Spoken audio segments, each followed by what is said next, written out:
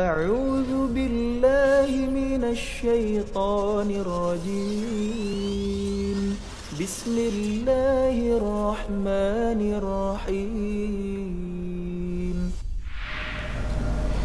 إن الحمد لله نحمده ونستعينه ونستغفره ونتوب إليه ونعوذ بالله من شرور أنفسنا ومن سيئات أعمالنا من يهده الله فلا مضل له ومن يضلل فلا هادي له أشهد أن لا إله إلا الله وحده لا شريك له وأشهد أن محمدا عبده ورسوله اللهم صل وسلم على عبدك ورسولك محمد وعلى آله وصحبه أجمعين فيا عباد الله أوصيكم ونفسي بتقوى الله وطاعته لعلكم تفلحون وقد قال الله سبحانه وتعالى يا أيها الذين آمنوا اتقوا الله حق تقاته ولا تموتن إلا وأنتم مسلمون.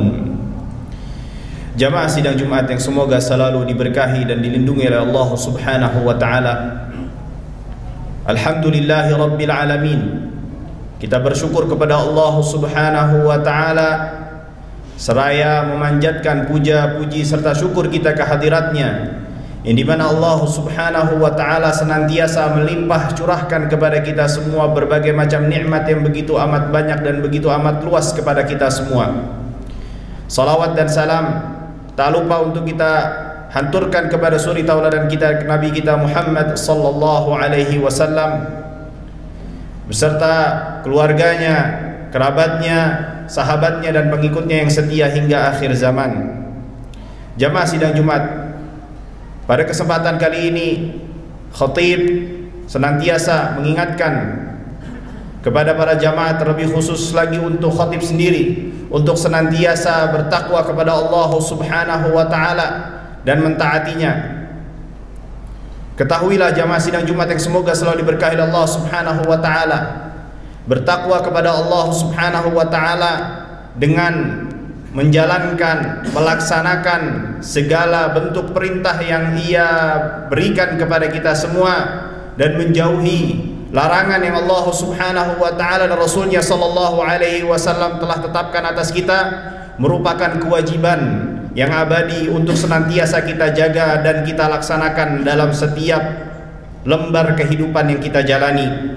Maka dari itu untuk kita sama-sama saling mengingat akan kewajiban hal tersebut, dikarenakan Allah Subhanahu wa taala memerintahkan kepada kita di dalam banyak firman-Nya, di antaranya wa athi'ullaha war rasula la'allakum turhamun, dan taatlah kalian kepada Allah Subhanahu wa taala dan Rasulnya sallallahu alaihi wasallam agar kalian mendapatkan rahmat dari Allah Subhanahu wa taala. Dan juga di dalam ayat yang tadi dibacakan oleh khatib, ya ayyuhalladzina amanu taqullaha haqqa tuqatih, wahai orang-orang yang beriman, bertakwalah kalian kepada Allah Subhanahu wa taala dengan sebenar-benarnya takwa. Dan ini ayat termasuk dari 3 ayat yang senantiasa dibaca oleh Nabi kita Muhammad sallallahu alaihi wasallam dalam setiap pembukaan khutbahnya. Ini menunjukkan akan pentingnya makna takwa dan taat kepada Allah Subhanahu wa taala dalam kehidupan kita.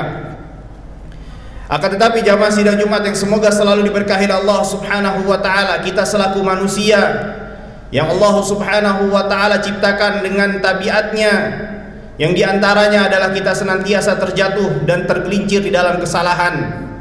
Kita selaku manusia bukanlah hamba Allah Subhanahu wa taala yang maksum, yang terjaga dari berbagai macam kesalahan dan ketergelinciran.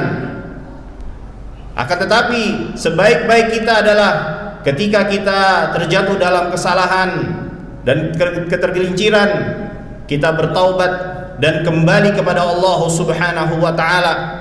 Sebagaimana sabda Nabi kita Muhammad sallallahu alaihi wasallam, kullu bani adam khata' wa khairu khata'in at-tawwabun.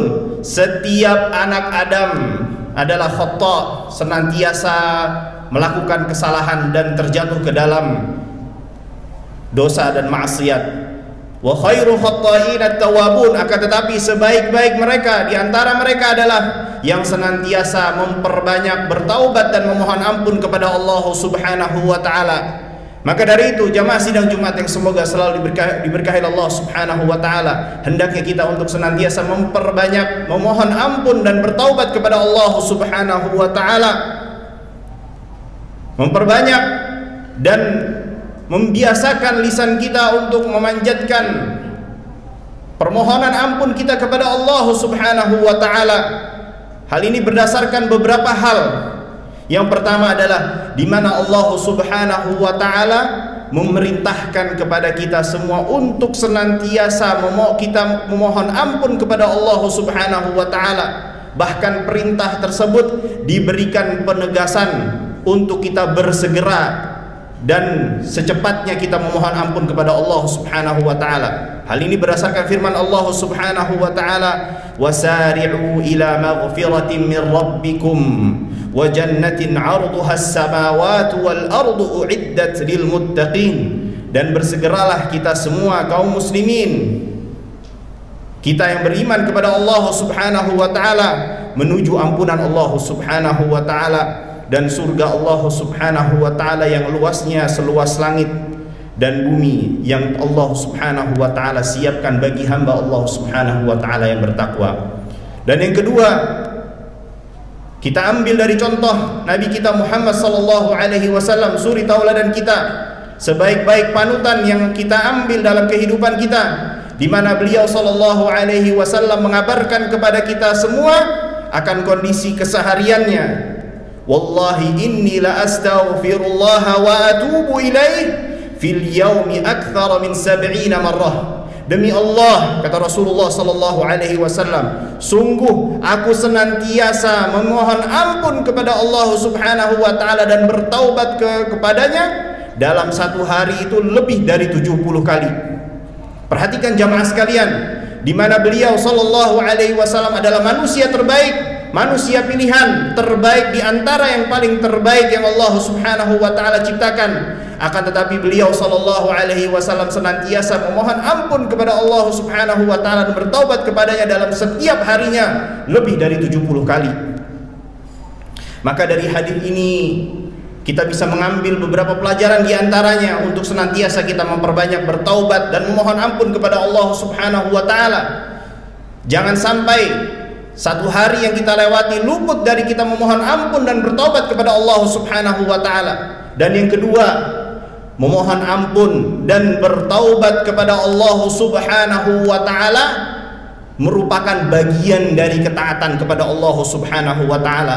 Mengapa demikian? Dikarenakan Rasulullah sallallahu alaihi wasallam merupakan hamba Allah Subhanahu wa taala yang paling taat kepadanya, dan di mana beliau sallallahu alaihi wasallam adalah orang yang paling banyak memohon ampun dan bertaubat kepada Allah Subhanahu wa taala.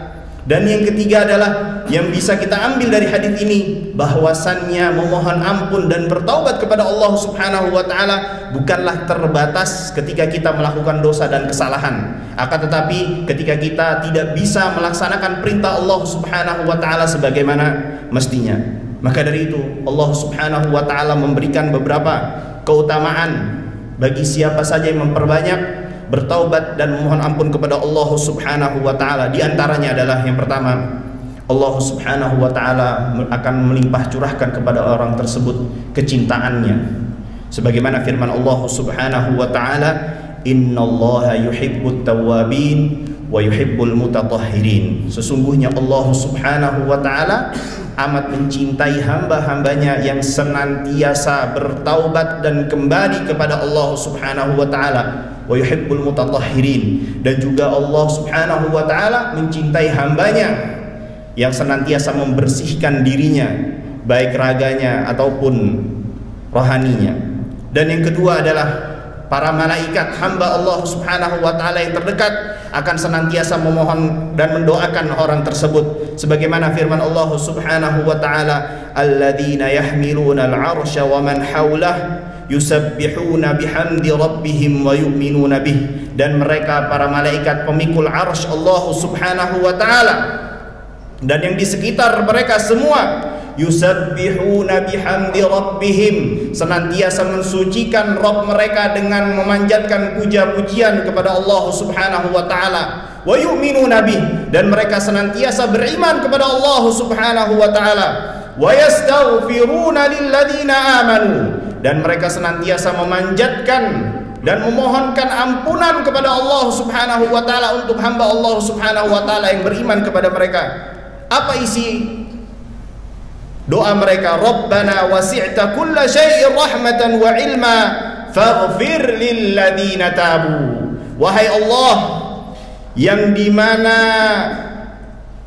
rahmatmu dan ilmumu meliputi segala sesuatu, faghfir lilladzina tabu, berikanlah ampunanmu yang amat luas kepada hambamu yang senantiasa bertaubat kepadamu.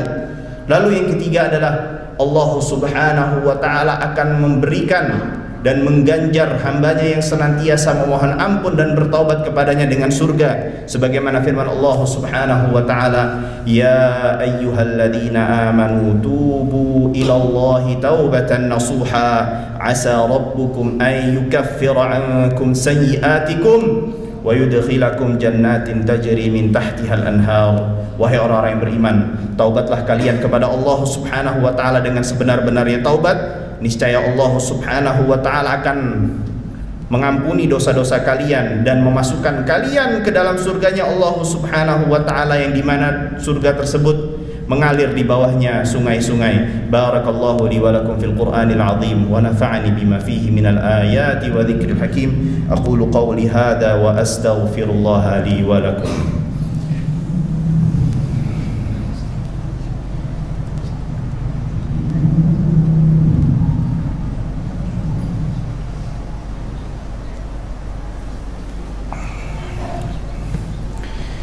الحمد لله رب العالمين والعاقبة للمتقين ولا عدوان إلا على الظالمين والصلاة والسلام على المبعوث رحمة للعالمين نبينا محمد وآله الطاهرين الطيبين وصحبه الغر الميامين. فيا عباد الله، أوصيكم ونفسي بتقوى الله وطاعته لعلكم تفلحون. وقد قال الله سبحانه وتعالى يا أيها الذين آمنوا اتقوا الله وقولوا قولا سديدا يصلح لكم أعمالكم ويغفر لكم ذنوبكم ومن يطع الله ورسوله فقد فاز فوزا عظيما.